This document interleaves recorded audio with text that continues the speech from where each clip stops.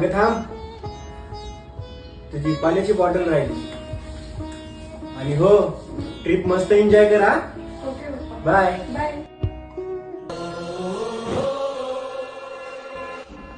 पप्पा चला निघते मी. थांब, हा पेपर स्प्रे, हा परफ्यूम आणि ही मिरची पावडर. एवढी मिरची पावडर? कमी पडली तर सांगू शकत नाही ना, एक असेल 4 जण.